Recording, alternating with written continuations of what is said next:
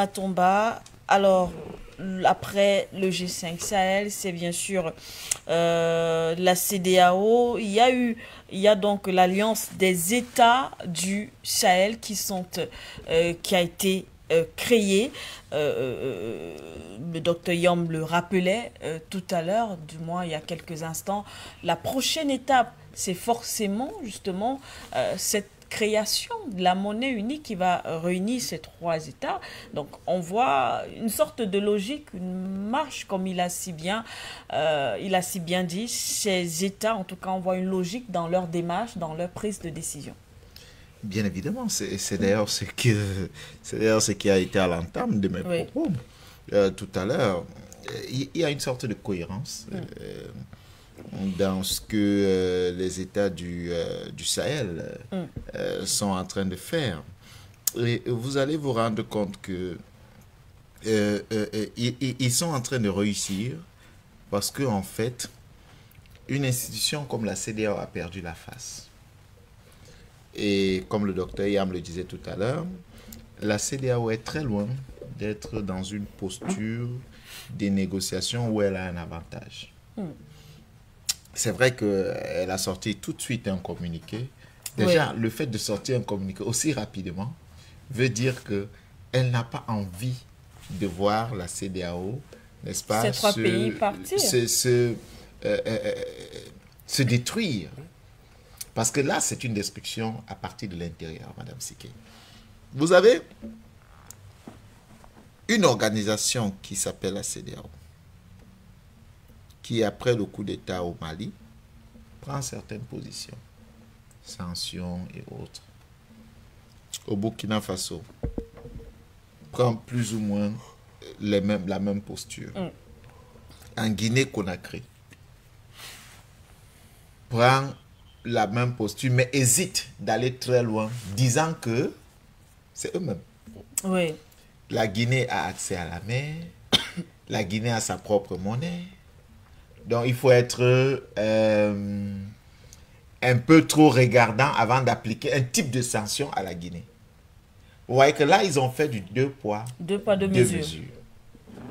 Alors, le Niger, ils disent non, ils vont envoyer une force militaire. Là, c'est l'erreur qu'il ne fallait pas faire. C'est-à-dire affirmer, non seulement donner un délai de 7 jours. Bon, on espère que les 7 jours ne sont pas encore totalement passés. Pas encore. Après, affirmer qu'il déclencherait une opération militaire sur ce pays-là si le retour à l'ordre constitutionnel n'était pas rétabli.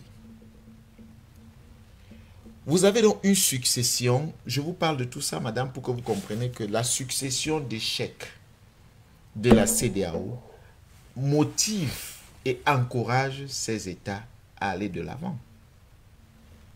Madame Siké, ce qu'on ne dit pas assez, c'est qu'on veut vous faire croire que le Niger est un État pauvre, ce qui est faux.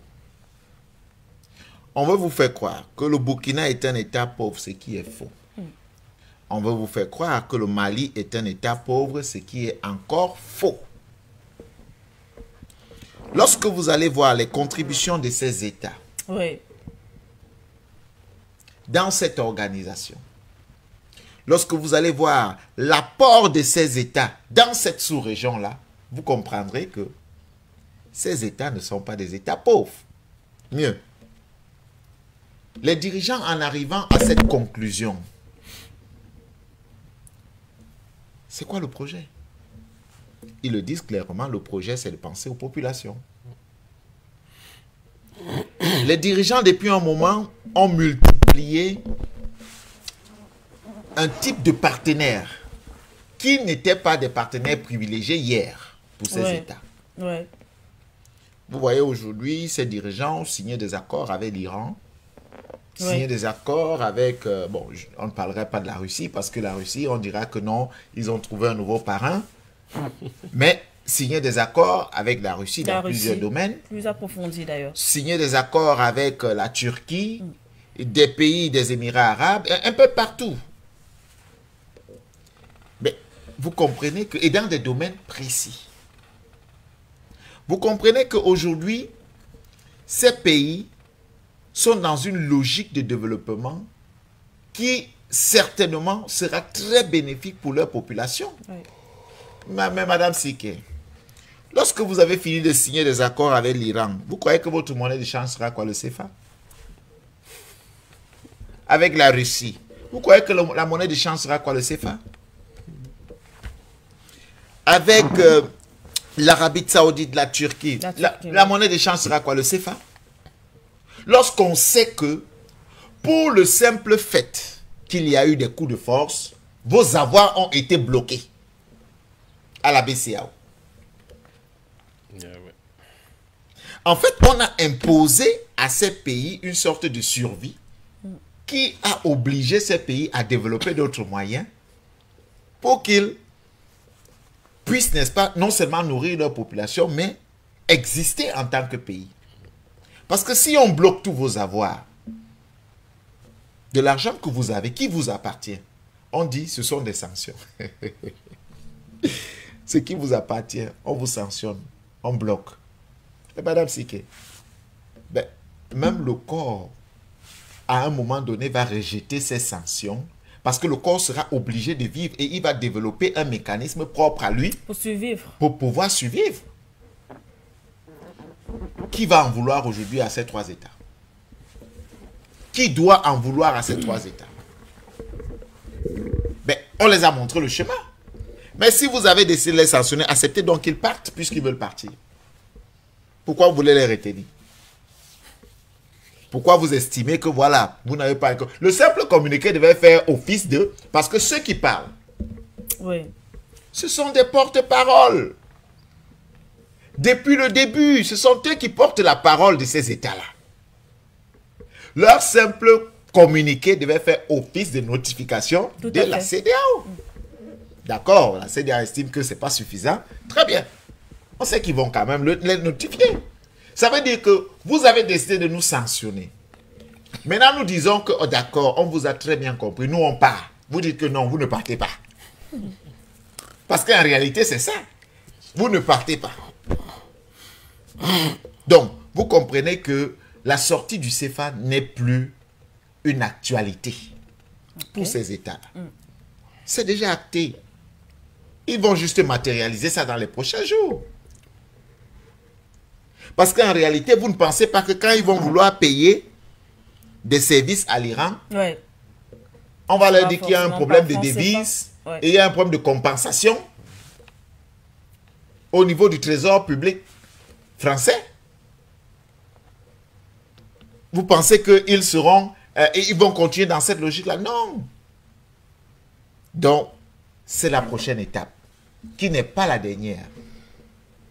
Je crois que dans ces communiqués, ils ont peut-être... ils n'ont pas voulu citer la France cette fois. En tout cas, mais lorsqu'on dit quand même que manipuler par... Mais quand on comprend la logique dans laquelle ces États sont en train d'évoluer et d'avancer, on comprend clairement où ils sont en train d'aller.